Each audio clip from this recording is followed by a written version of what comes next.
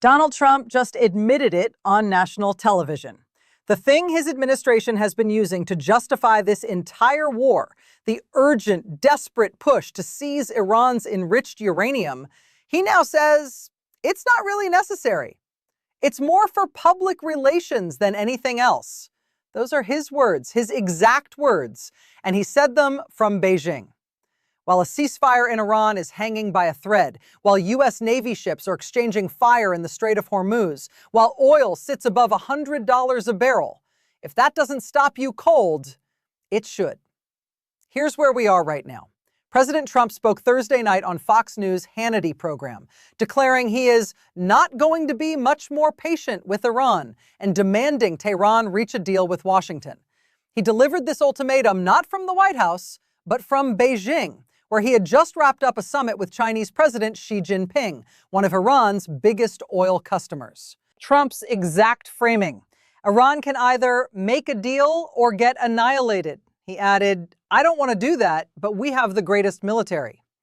Meanwhile, the Strait of Hormuz, the narrow waterway that carries roughly a quarter of the world's seaborne oil, remains a war zone. Ships are being seized, tankers are being fired upon, and a ceasefire that was already described as being on massive life support is now being tested daily by gunfire. This is where things stand tonight. And if you want fact-based, fast coverage on a story that is moving faster than the headlines, subscribe now, because the next 48 hours could determine whether this conflict quietly fades or dramatically reignites. Let's build the full picture, because what's happening right now didn't come out of nowhere. On February 28th, President Trump announced what he called major combat operations against Iran. Massive joint U.S.-Israeli strikes targeting military, government, and infrastructure sites. The strikes also reportedly killed Iran's supreme leader, Ali Khamenei. Tehran responded with missiles and drones aimed at Israel, U.S. military bases, and Gulf states hosting American forces. From that moment, the Strait of Hormuz became the most dangerous body of water on Earth. Iran's Revolutionary Guards issued warnings forbidding passage through the strait. They boarded merchant ships. They laid sea mines. Major shipping firms, Maersk, CMA CGM, Hapag-Lloyd, immediately suspended all transits. Before the war, the Strait of Hormuz handled roughly 25% of the world's seaborne oil trade and 20% of global LNG. All of that stopped. April brought a brief glimmer. Talks between U.S. and Iranian negotiators were brokered in Islamabad, Pakistan. They failed. J.D. Vance flew to Pakistan, sat across from Iranian representatives, and came home empty-handed. Shortly after, Trump declared a U.S. naval blockade of the strait, ordering the Navy to intercept any ship entering or exiting Iranian ports. Iran's Revolutionary Guard Navy responded immediately. Any military vessel approaching the strait would face a severe response. Then came a ceasefire.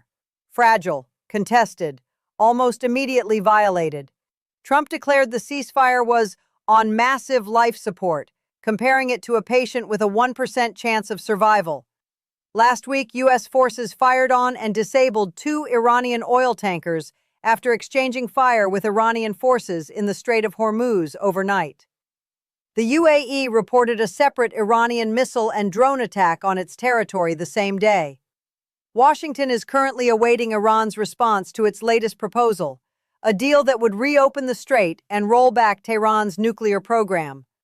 The clock is ticking, and according to Trump himself, there is very little time left. But then came the detail that reframed the entire conflict, because what Trump said about Iran's uranium stockpile didn't just complicate the story. It raised a question that no one in Washington seems to want to answer directly. Here is the moment that should not be glossed over.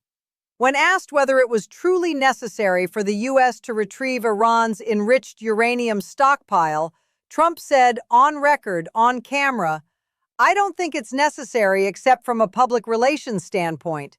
I just feel better if I got it, actually. But I think it's more for public relations than it is for anything else." Read that again slowly.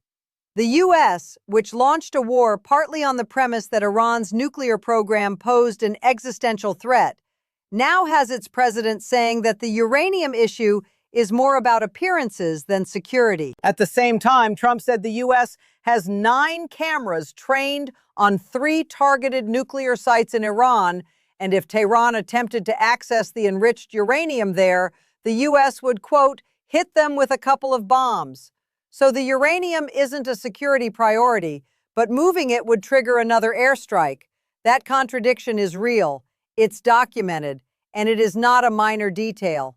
Now zoom out further, because this conflict has global financial consequences that are accelerating every single day. The International Monetary Fund has warned that continuing disruptions from the Iran war are pushing its global economic outlook toward an adverse scenario, with growth potentially slowing to 2.5% and inflation risks rising. Oil prices remain elevated, with Brent crude above $106 a barrel and U.S. West Texas Intermediate above $101. China imported 70% of its oil and gas prior to this war, the majority through the Persian Gulf. China has the most to lose economically if this strait doesn't reopen. Which brings us to Beijing and to what Trump said about Xi Jinping. Trump told Fox News that Xi would love to help the U.S. reach a deal with Iran, and that China had pledged not to send military equipment to Tehran. But Xi also made clear that China wants to keep buying Iranian oil. The official White House readout from the Beijing summit stated that both sides agreed the Strait of Hormuz must remain open to support the free flow of energy. Do you think this ceasefire holds, or does it collapse before a deal is reached? Drop your answer in the comments right now. This is the question that analysts across 3 continents are debating tonight. But here's what nobody's talking about loudly enough. Trump has repeatedly set deadlines for Iran to agree to a deal, and repeatedly pulled back when Tehran didn't comply. Every deadline that passes without consequence sends one message to Iranian leadership: wait him out. Iranian leaders appear to be reading Trump's hesitation as a signal that he doesn't want to return to full-scale war, and they may be right. Resuming open military hostilities means higher gas prices for American consumers, potential casualties for U.S. forces, and depleting weapons stockpiles that were already stretched by years of prior commitments. In April, Trump reportedly convinced himself that Iran had agreed to everything, a claim that had no basis in reality and that Iranian officials never confirmed. The man warning Iran it's running out of time may himself be running out of options. Step away from the press conferences for a moment. Step away from the satellite imagery and the naval coordinates. Look at what this war is actually doing to people. Egyptian farmers, thousands of miles from the Strait of Hormuz, have seen their lives upended. Soaring fertilizer and energy prices have forced many to lay off workers and reduce the amount of land they can afford to farm. South Korea, which last year imported more than 60% of its crude oil through the strait, has been forced to cap prices on gasoline and other petroleum products, a government emergency measure that signals just how far this crisis has reached beyond the Middle East. At the height of the maritime standoff, 230 loaded oil tankers were trapped inside the Persian Gulf, unable to move in either direction, their crews waiting aboard vessels sitting in a body of water ringed by conflict. An oil slick covering roughly 71 square kilometers was detected by satellite imagery near Iran's main crude export terminal at Karg Island, the equivalent of around 80,000 barrels of oil spilling into the Persian Gulf. That is an environmental disaster unfolding in slow motion, one that has received almost no attention amid the daily drumbeat of military updates. The U.S. and Israel struck Iran on February 28th.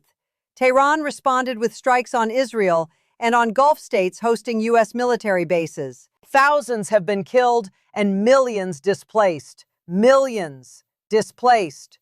Human rights organizations have criticized Trump for his rhetoric throughout this conflict, including statements threatening to attack civilian infrastructure and, on one occasion, threatening to destroy what he called Iran's entire civilization. On April 7th, Trump posted, "A whole civilization will die tonight, never to be brought back," warning Iran to reach an agreement.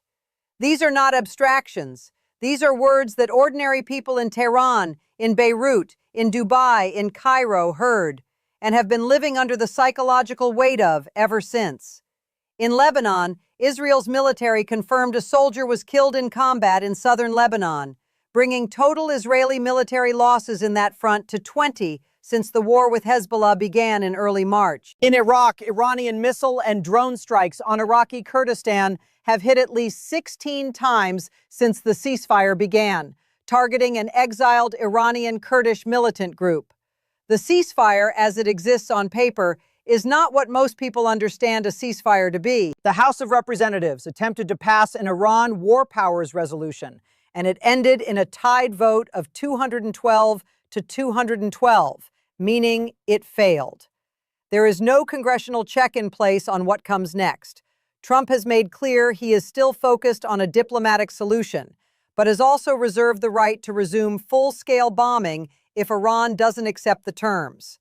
Iran is awaiting a response from China about how much diplomatic cover Beijing will provide. Chinese ships are moving through the strait in coordination with Iran's management protocol. Beijing has said it wants the strait open, but opposes any effort to charge tolls for its use, putting it at direct odds with Iran's stated position. Every actor in this story is waiting for someone else to blink first. Here is the question that matters most as this situation moves forward. Is Trump's patience actually running out? Or is running out of patience now simply the language he uses to buy more time? The pattern since February has been consistent. Trump sets a deadline, Iran doesn't meet it, Trump extends the timeline and finds a new framing. Analysts watching this from both sides, Tehran and Washington, have noticed it. Iran's leadership has noticed it. Returning to full-scale war carries real costs for the United States. Prolonged economic pain from high energy prices, the risk of American casualties, and dwindling weapons stockpiles that were already under strain. But the alternative, a ceasefire that exists in name only, while Iranian forces fire on U.S. ships, while tankers are struck, while mines sit in international waterways, is not sustainable either. The Beijing summit with Xi Jinping added a new layer. China told the U.S. it would not send military equipment to Iran, but China also isn't prepared to cut off Iranian oil.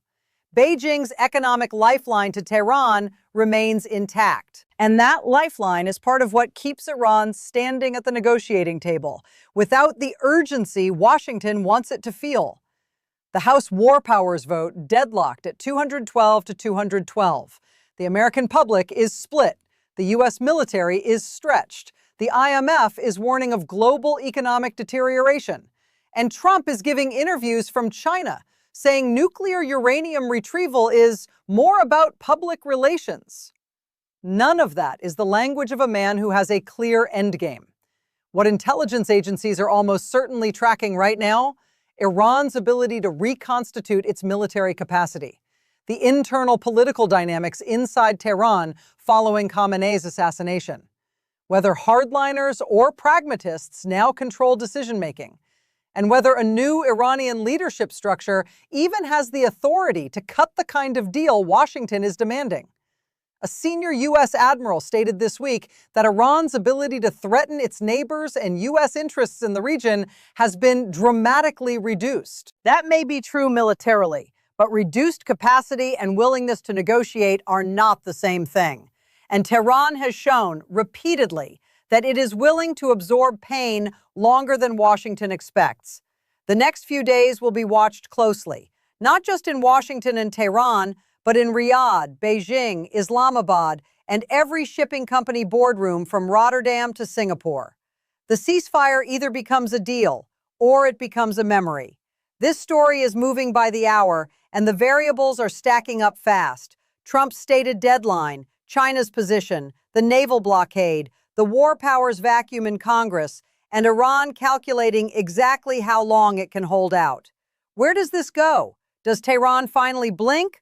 Or does Trump have to make a decision nobody in Washington actually wants to make?